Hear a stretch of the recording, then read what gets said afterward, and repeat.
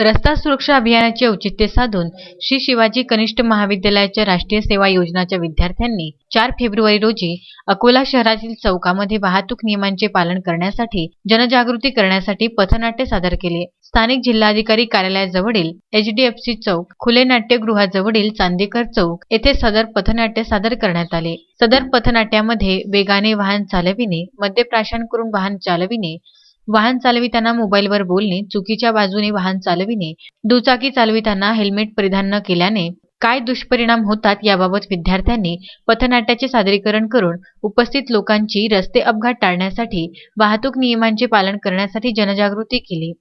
सदर पथनाट्य सादर करण्यासाठी शहर वाहतूक शाखेचे पोलीस निरीक्षक गजानन शेळके यांनी पुढाकार घेतला होता।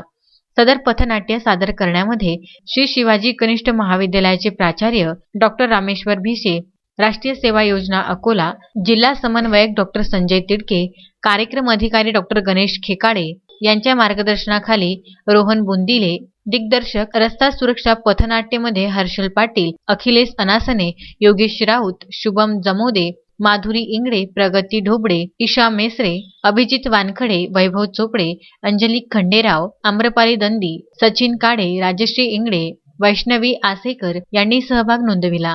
बाळासाहेब गणोरकर, विदर्भ न्यूज, मूर्तिजापूर।